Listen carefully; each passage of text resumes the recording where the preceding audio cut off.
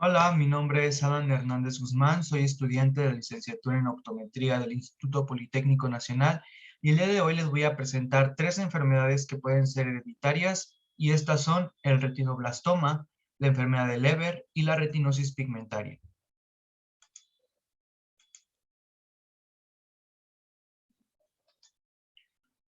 Comenzando con retinoblastoma, este es un tumor maligno ocular que va a ser originado en la retina y que va a ser producido por una mutación en el gen supresor de tumores retinoblastoma 1, que se va a encargar de codificar la proteína retinoblastoma.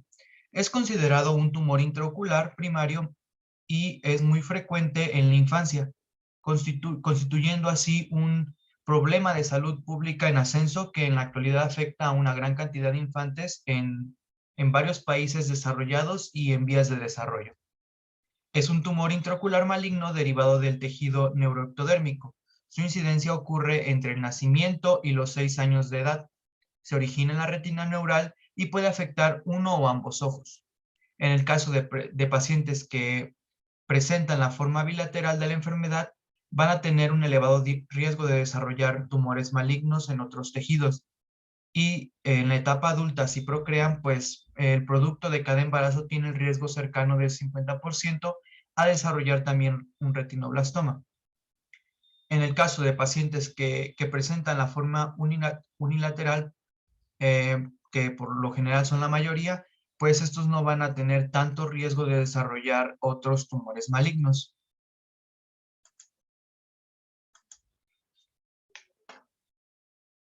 Etiología.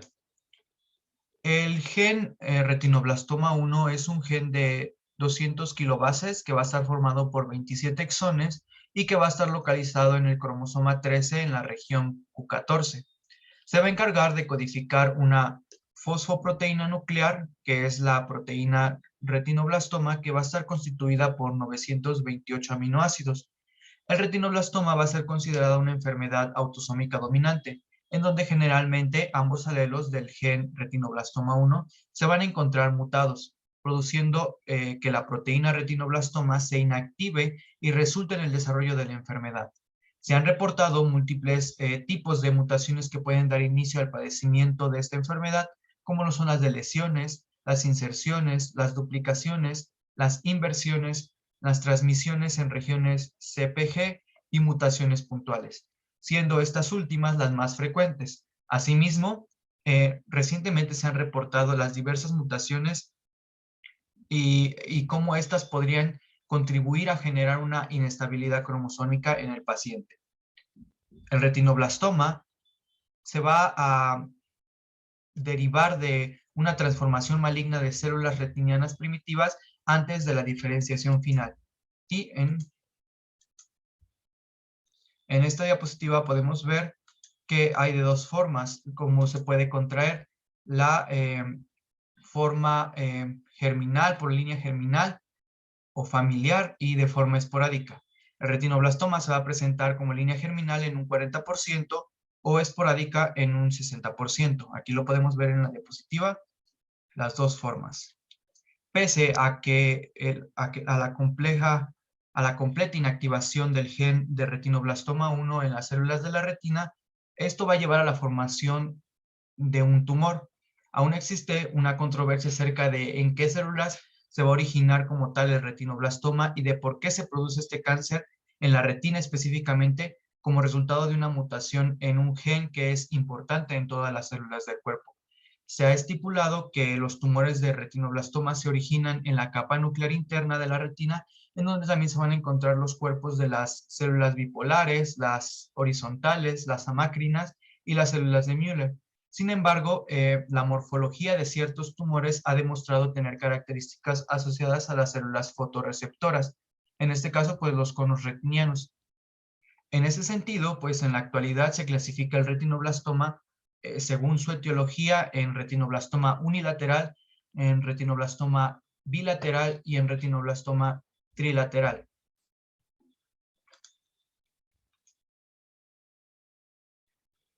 Epidemiología.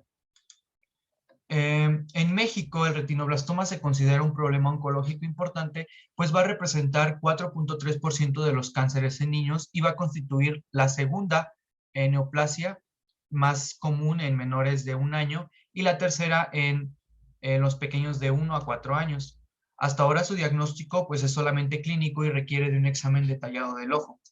Entonces, dicho esto, de acuerdo con la Dirección General de Epidemiología de la Secretaría de Salud, en México podría representar la neoplasia sólida más frecuente después de los tumores del sistema nervioso central, por lo que el retinoblastoma tiene una supervivencia por arriba del 90% cuando se diagnostica antes de los 2 años de edad y cuando se diagnostica entre los 2 y 7 años de edad, pues la supervivencia aumenta y es del 95%. La invasión tumoral y la metástasis representan las causas más comunes de mortalidad, pues en este caso de retinoblastoma. Para atender este padecimiento, pues lo ideal sería contar con un diagnóstico que pudiera anticipar si el niño es susceptible a desarrollar este padecimiento y pues como tal evitar, como les había dicho, la mortalidad.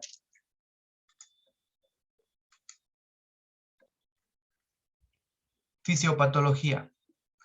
Una vez formado, el retinoblastoma tiene la capacidad de diseminarse invadiendo el nervio óptico dentro del quiasma o de propagarse a través de espacios subaracnoideos, en donde las células tumorales pueden esparcirse al cerebro y a la médula espinal. Asimismo, también puede invadir el tracto uveal, la esclerótica, la conjuntiva o trascender por vía hematógena al hueso y a la médula ósea. Por tanto, el ciclo celular va a ser un conjunto de sucesos coordinados por la expresión de grupos de genes específicos que van a codificar una larga red de proteínas encargadas de permitir el crecimiento de la célula y su división. Entonces, ¿de qué me sirve conocer el ciclo biológico, no? Pues para comprender la fisiopatología que rodea al retinoblastoma es necesario tener claros ciertos aspectos que nos lleven que llevan a cabo el ciclo celular, así como los papeles que juegan tanto el gen supresor de tumores, es decir, el retinoblastoma 1, también llamado guardián del genoma, como también la proteína codificadora de este, que es la proteína retinoblastoma, que va a ayudar en la regulación de este mismo. El ciclo celular, como ya muchos conocemos, va a estar compuesto por 4 fases, que es una fase de mitosis, dos fases, perdón, de crecimiento celular y una de síntesis de ADN. Los niños con retinoblastoma están en riesgo de sufrir 3 situaciones que van a poner en riesgo su vida, pues viene siendo la metástasis, el tumor intracraneal neuroblástico y un cáncer secundario.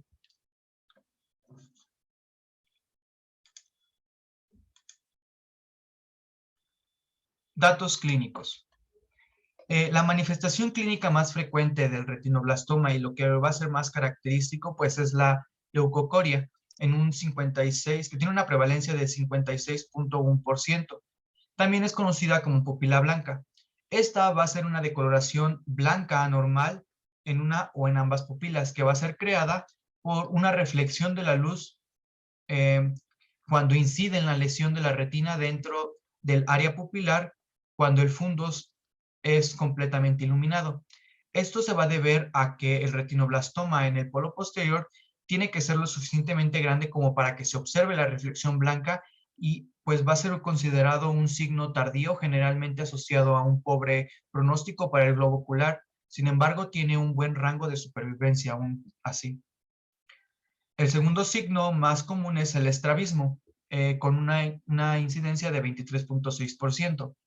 Esta condición es en donde los ojos no están apropiadamente alineados entre sí y pues hay una pérdida de la visión central en uno o en ambos ojos. Por otro lado, tenemos que el retinoblastoma también puede tener manifestaciones de ciertos signos considerados atípicos, como lo son la visión pobre en un 7.7%, irritación en un 4.3%, anisocoria en un 1.9%, heterocromía del iris en un 1.8%, o inflamación también en un 1.8%, Algunos otros, como la proptosis en un 0.5%, la celulitis orbital en un 0.2% o la hemorragia vítrea en un 0.1%. Habitualmente estas manifestaciones que les acabo de enumerar, consideradas atípicas, pues son asociadas a una enfermedad más avanzada y con un pobre rango de supervivencia y un mal pronóstico para el globo ocular.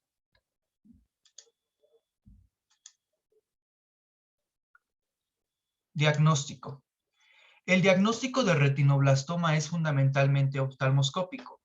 Es por ello que todo paciente con sospecha, ya sea por presencia de antecedentes familiares o por poseer manifestaciones clínicas características pues, de la enfermedad, se le debe de evaluar, perdón, de manera integral para llegar a un posible diagnóstico, realizando una historia clínica completa y un exhaustivo examen físico.